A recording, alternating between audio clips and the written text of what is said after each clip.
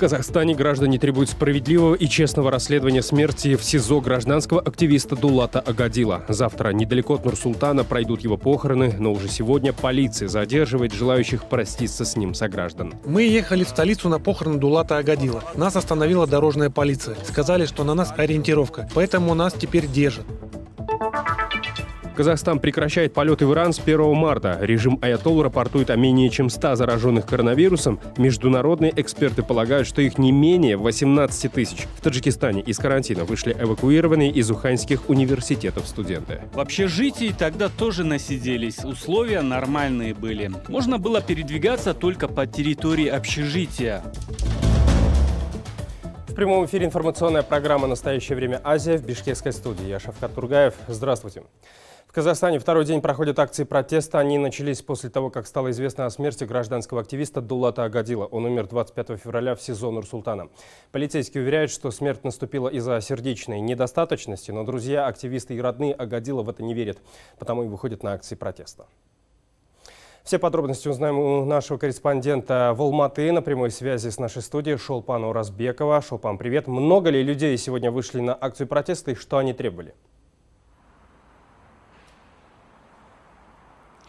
Привет, Шавката. Сегодня к зданию прокуратуры пришли свыше 50 человек. У большинства из них в руках были фотографии Дулата Агадила. Все эти люди не верят, что 42-летний гражданский активист умер от сердечного приступа. Они требовали освобождения задержанных 21 и 22 февраля во время митингов.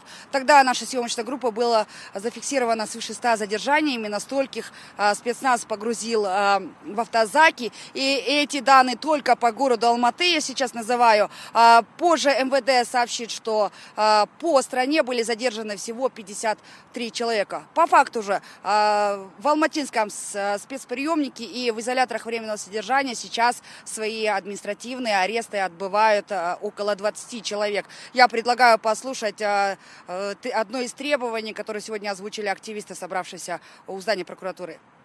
У нас сейчас 18 человек находятся в следственном изоляторе, в изоляторе временного содержания. Вот мы, как народ, не можем рассчитывать на то, что они в безопасности. Да. Мы тоже требуем, чтобы 22 числа их ни за что задержали. Даже некоторые даже не успели выйти из дома. Мы требуем, чтобы их освободили. Мы вчера требования эти выдвигали. Люди также требовали прозрачного расследования в деле о смерти Дулата Агадила. Народ хочет, чтобы немедленно создали независимую комиссию. Но, к сожалению, выхода прокурора к собравшимся так и не дождались. Я, кстати, отмечу, что министр внутренних дел так и ни разу и не выступил ни с одним заявлением. Еще подмечу, что все эти акции, вот то, что люди собираются на площадях у зданий официальных органов, это не единственное мероприятие. Сейчас активисты намеренно приходят к спецприемнику, к районным отделам полиции, где в изоляторах временного содержания, как я говорила, отбывают свои административные сроки задержаны ранее активисты. Они приходят специально, чтобы убедиться о том, что их коллеги живы и здоровы. Но сегодняшний визит показал обратное. Об этом я рассказываю в своем сюжете. После смерти Дулата Агадила в СИЗО Нур-Султана активисты стали проверять, в каком состоянии находятся другие задержанные до и во время прошедших митингов. Их тревоги были не напрасны. Сегодня сторонники незарегистрированной демократической партии пришли к зданию Карасайского РОВД, где после суда за призывы к митингу свои 15 суток отбывает активист Жанбол Рахматулла. Свои действия они транслировали в прямом эфире в Фейсбуке, но поговорить лично с Жанболом позволили только его брату. Когда привели Жанбола, у него на рубашке его видел застывшую кровь. Нам позволили поговорить на расстоянии в 1 метр. Активистам все же удалось узнать подробности, как Жанбол получил увечья. Говорят, что в изолятор временного содержания его привезли уже в таком состоянии. Но медицинская помощь, как рассказал Жанбол в разговоре с братом, оказана не была. Когда я зашел, увидел отекшее лицо брата и очень сильно отекший нос. Я спросил, что случилось, а он сказал, что при задержании 21 февраля один полицейский его душил, а еще двое вот этим местом, чтобы не оставлять следов, нанесли удар в глаз, а потом били по носу. Раз 5. О произошедшем сам Жамбол сообщил прокурорам, но по словам его брата Нурбола Батирекова, представители надзорного органа так и не посетили арестанта. Реакция пошла лишь после сегодняшней акции, когда группа активистов направилась к зданию районной прокуратуры. Там обещали, что необходимые меры обязательно примут. Они написали заявление, дежурный прокурор каждый день выезжает.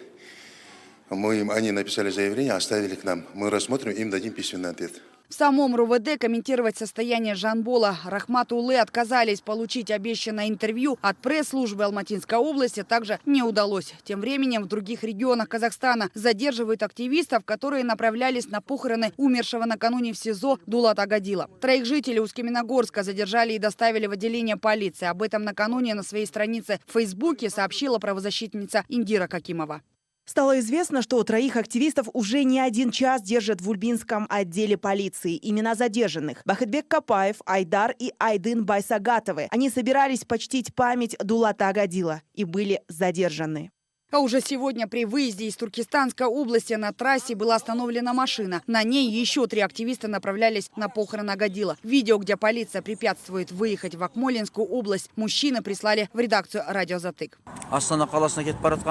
Мы ехали в столицу на похороны Дулата Агадила. Нас остановила дорожная полиция. Сказали, что на нас ориентировка, поэтому нас теперь держат. Никакого нарушения не было. Напомню, 25 февраля стало известно, что в СИЗО Нур-Султана умер гражданский активист Дулат Агадил. Полиция назвала предварительную причину смерти, согласно которой у Агадила случился сердечный приступ. Но его друзья и близкие в эту версию не поверили, в связи с чем в 2 главных городах Казахстана уже 2-й день продолжаются акции протеста. Похороны Дулата пройдут 27 февраля в селе Талапкер в Целиноградском районе Акмолинской области. Шолпан Урузбекова, Павел Энгельгард. Настоящее время. Азия. Казахстан. Ну а тем временем в Казахстане продолжаются горячие споры вокруг нового законопроекта о митингах. На этот раз обсуждение документа прошло в столице. Правозащитники и активисты в очередной раз подвергли критике новые правила и предложили свои варианты. Подробнее расскажет Ернур Дозжанов. Если недели ранее в Алматы перед критиками законопроекта держал оборону министр информации Даурен Абаев, то на этот раз эта незавидная миссия выпала его заместителю. Правозащитники и активисты по очереди и местами эмоционально указывали на множественные прорехи в документе. Там очень много ляпов. Не прописано, какие права и обязанности правоохранительных органов. У них обязанность охранять правопорядок, а не следить за тем, кто они вылавливать митингующих. Чтобы полиция прямо это четко понимала. Законопроект требует доработки, причем весьма серьезной, в один голос утверждают правозащитники. По их словам, в документе не прописаны даже элементарные вещи, которые считаются нормой в других странах. Нужно пикеты освободить даже от уведомительного характера, это раз. Это право, гражданское право, оно записано во всех нормальных развитых странах. Второй момент. Что касается спонтанных митингов, мы имеем право на спонтанные действия, которые связаны с внезапно возникшей ситуацией. Возмущению не было предела и у столичных активистов. Они утверждают, что если документ в нынешнем виде все-таки примут, то все обернется большой бедой. Собравшиеся призвали заместителя министра не бороться с митингами и их участниками, а зрить в корень.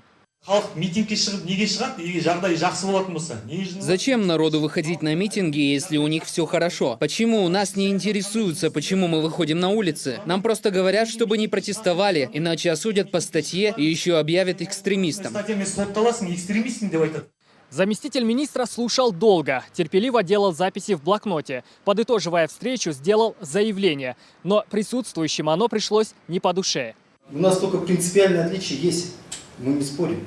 И мы говорим о плюрализме мнения, да, что мы готовы слушать вас, вы готовы слушать нас. Но вот категорически заявлять, что этот закон не нужен, не прочитав те другие законы, и не сравнив, не провести так нельзя делать. Надо же... Молодой человек, когда мы научимся? Правда, вице-министр поспешил успокоить правозащитников и активистов. Мол, все предложения ведомства учтет и поправки в законопроект будут вносить. Только вот пока непонятно, насколько сильно видоизменится документ к моменту голосования. Об акциях протеста, задержаниях активистов и смерти Дулата Агадила я поговорил сегодня с казахстанским правозащитником, президентом общественного фонда «Либерти» Галымом Ангелеевым. Галым, в то, что Дулат Агадил умер естественной смертью, не верят ни активисты, ни родственники, ни адвокат. Как вы считаете, их сомнения справедливы? Абсолютно справедливы, потому что человек здоровый пришел, его забрали, причем забрали насильно, поздним вечером, и он умер именно в СИЗО. Поэтому вся вина и ответственность лежит на полицейских. Власти, правоохранительные органы говорят о том, что экспертиза будет готова где-то через месяц. Можно ли верить этой экспертизе, как вы считаете? Если в экспертизе принимали участие правозащитники, которые именно в подобных случаях имеют опыт экспертиз, то можно. Но я не думаю, что вот сейчас говорят вторая экспертиза, где правозащитники наши участвуют, что им уже дадут весь объем материала, и они смогут познакомиться со всеми данными и взять все необходимые анализы для того, чтобы сделать объективный результат по экспертизе. Вы сомневаетесь, что их допустят, да, к этим материалам?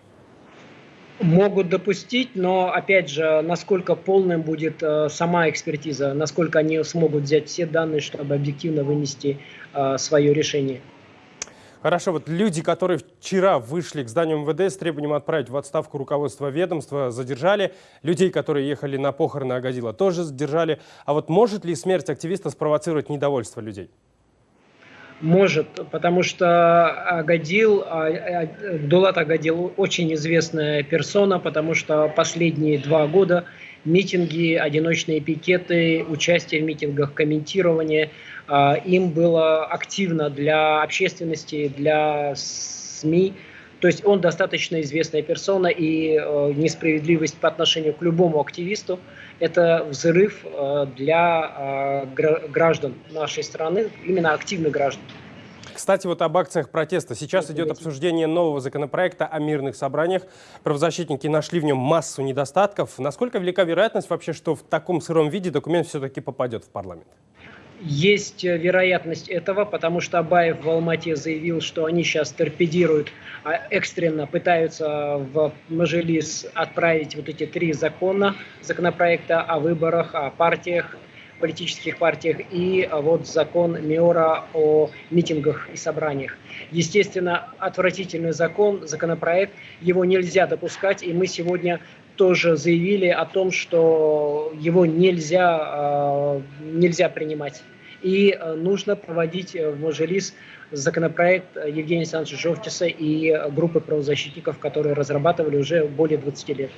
И еще один вопрос задам вам. В прошлом году смерть 5 дочерей одной семьи стала импульсом к акциям протеста, матерей, которые вот продлились несколько месяцев. С учетом политической ситуации в стране, стоит ли ожидать новой волны протеста в Казахстане? Я думаю, всегда протесты будут, и они, более того, при ужесточении законов, которые идут с 2011 года, протестность будет расти, и напряженность в стране будет нарастать, потому что власти не понимают, что наоборот, сначала должна идти свобода, которая порождает ответственность, а не все время ответственность и свободы. И получается, что они все время регламентируют нашу жизнь, не учитывая интересы граждан, не формируя гражданское общество, и они все делают для удовлетворения правящей элиты, которая ужесточает и все больше и больше ухудшает ситуацию в стране, потому что если нет свобод, то нет экономического развития. Смотрите далее в нашей программе. Казахстан прекращает полеты в Иран с 1 марта. Режим Аятолл рапортует о менее чем 100 зараженных коронавирусом. Международные эксперты полагают, что их не менее 18 тысяч. В Таджикистане из карантина вышли эвакуированные из уханьских университетов студенты. В общежитии тогда тоже насиделись. Условия нормальные были. Можно было передвигаться только по территории общежития. Мы продолжаем нашу программу. На пороге пандемии число заразившихся коронавирусом за пределами Китая стремительно растет. Общее же количество погибших на этот час составило 2768 человек. Особую озабоченность вызывает ситуация в Иране. Власти страны говорят о 95 случаях заражения, а вот группа международных ученых предполагает, что их не менее 18 тысяч. Акрам Абдукахор с последними новостями о коронавирусе. В последние дни внимание мировых СМИ с Китая переместилось на страны, где возникли новые очаги коронавируса – Южную Корею, Италию и в особенности Иран. Ситуация в последней вызывает глубокую обеспокоенность Всемирной организации здравоохранения. В Иране соотношение смерти к общему количеству инфицированных превышает среднестатистические показатели в разы. На 95 случаев заразившихся 16 летальных исходов. Американский госсекретарь накануне заявил, что иранские власти могут скрыть истинные масштабы вспышки заболевания. Соединенные Штаты серьезно обеспокоены информацией, указывающей на то, что иранский режим мог укрыть важные детали о вспышке коронавируса в государстве. По данным на понедельник, Иран уступал лишь Китаю по общему числу лиц, скончавшихся в результате заражения коронавирусом. Все страны, включая Иран, должны говорить правду о коронавирусе и сотрудничать с международными гуманитарными организациями. О своем заражении коронавирусом помимо замминистра здравоохранения Ирана заявил еще другой видный политик, депутат парламента Махмуд Садиги. Ситуация в Иране особенна и тем, что очаг эпидемии находится в священном для шиитов городе Кум, который привлекает миллионы паломников. Да и система здравоохранения не развита, как в Китае, Южной Корее и Италии. Тем не менее, руководство страны выражает оптимизм в борьбе с опасным вирусом. К нам пришла беда в виде вируса. Он охватил примерно 40 стран мира, и непременно он дойдет до всех стран. Он как незваный и неприятный гость, который путешествует повсюду. Мы должны преодолеть эту проблему, и мы не должны паниковать. Несмотря на обнадеживающие заявления Хасана Рухани, соседи Ирана прекращают с ним воздушные и наземные сообщения. На этот час свою границу закрыли Армения, Афганистан, Пакистан, Ирак, Турция и Туркменистан. Власти Казахстана объявили о прекращении авиасообщения с Ираном с 1 марта и призвали казахстанцев до этой даты самостоятельно вернуться на родину. Сокращается количество рейсов с 9 до 3. То есть мы за этот период даем возможность нашим гражданам рейсовыми бортами вернуться к себе домой. В Туркменистане тем временем предпринимают беспрецедентные меры. Как сообщает сайт «Хроника Туркменистана», после заявления президента Гурбангулы Бердымухамедова о борьбе с коронавирусом, туркменские авиалинии отменили рейсы в Стамбул и Анкару. Турецкие авиалинии, хотя и продолжают выполнять рейсы, но в Ашхабаде в самолеты пускают только иностранцев. Посольство США, в свою очередь, предупредило американцев, что власти Туркменистана изменили требования по въезду и выезду из страны.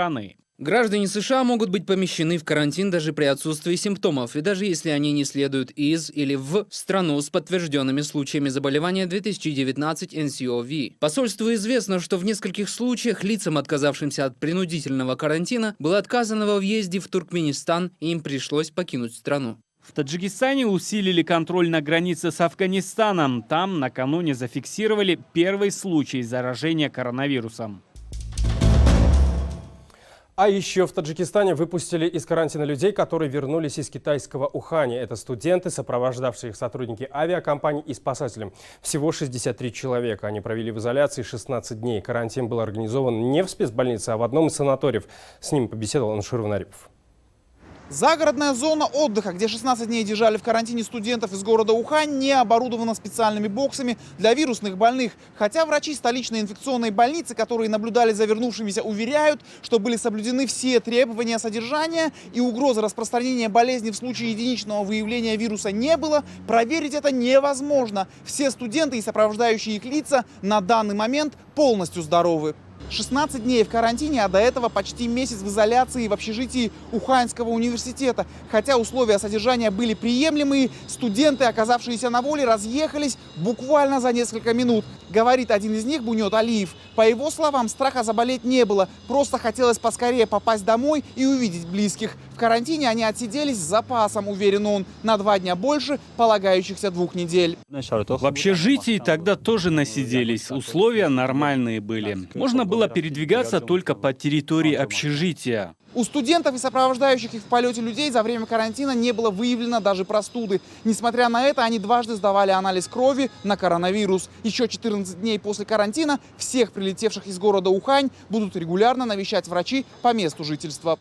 Помимо 46 студентов из города Ухань, здесь находились на карантине 17 контактирующих с ними человек. Это были сотрудники авиакомпании и пилоты, а также представители комитета по чрезвычайным ситуациям страны. Еще раз подчеркиваем, что ни симптомов болезни, ни самой болезни ни у одного находящегося на карантине не было. В Таджикистан сейчас приезжают китайские студенты, которые обучаются в местных вузах. Их размещают в карантинных зонах, говорят в Минздраве страны. Количество студентов из КНР пока не сообщают. Сегодня в инфекционных больницах страны на карантине находится порядка 200 человек, вернувшихся из Китая. 882 уже выписаны. Ни у одного из них коронавируса не выявили. В очередной раз родные кыргызстанцев, которые выехали в Сирию, обращаются к властям. Они просят вернуть своих близких на родину. Правительство, между тем, засекретило информацию о проводимой работе. Тем продолжит Джазгуль Гимбердиева. Верните, пожалуйста, наших дочерей. Там они подвергаются различным унижениям. Они же наши граждане. 2 дня назад Нуриля и еще более 100 человек направили письма президенту, премьеру и в Совет Безопасности. И сегодня на пресс-конференции они просят вернуть женщин и детей из сирийских лагерей. Сестра выходила на связь в январе, плакала и рассказывала, что не хватает еды, тяжело жить в палатках, особенно в холода. После этих слов я не нахожу себе места. Я понимаю, каково состояние матерей, когда я настолько переживаю за свою сестру. 5 лет назад сразу 2 дочери Рамаза выехали в Сирию. Тогда им было по 16-17 лет. В зонах боевых действий они вышли замуж, родили детей. Сейчас они находятся в лагере на границе Сирии с Турцией. Обманным путем попали они туда.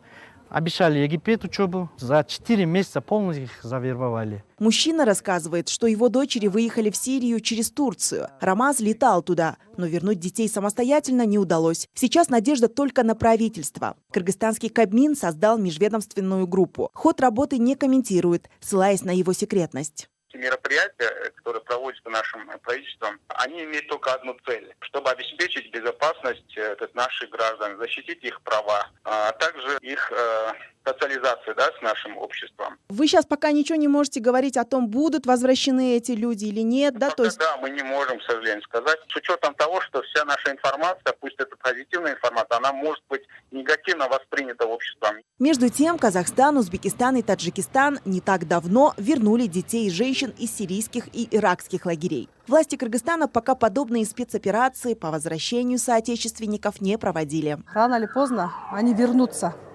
эти люди, которые находятся там в лагерях.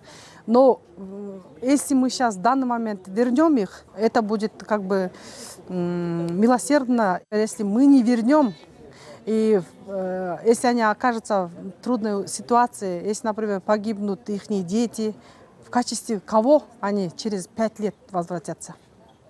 Вот эта проблема будет. То есть они могут быть обозленными потом, да? Конечно. По официальной информации властей, с 2013 по 2015 годы в Сирии и Ираке погибли до 200 кыргызстанцев. Всего к боевикам Ближнего Востока присоединились порядка 800 граждан страны. Около 150 из них – женщины. А вот по неофициальным данным, в зонах боевых действий могут быть до 400 кыргызстанок. Некоторые из них выехали с детьми. Многие родили уже там. Джазгуль Гимбердиева, Давран Игамбердиев, Азат Энтымаков. Настоящее время Азия. Кыргызстан, Бишкек.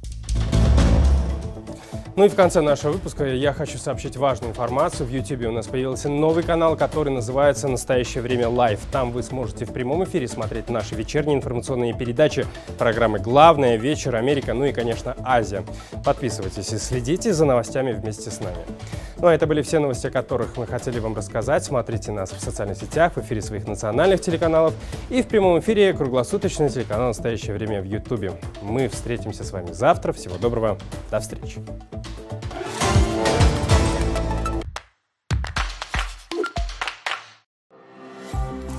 2019. Правительство России решило восстановить полноценные научные исследования своей зоны Арктики. Выделило деньги сразу на 4 экспедиции. Нам удалось попасть на финальную. Какие могут после этого быть речи о том, что глобального потепления нет? Я не понимаю. Оно есть, оно вот налицо, факт. Там очень много медведей. Если без оружия, то считай, что покойник. Загрызут. По левому борту внимание, приготовиться к отражению атаки. Нас, весь экипаж, командир собрал и предложил: кто не желает служить, вам 10 минут на сборы, место построения правый борт. Кто желает дальше служить, вольно разойтись. До свидания! Я хочу поспать! Прошел оккупацию Крыма. Его немного потрепало донузлавским ветром. Донузлавским ветром. Как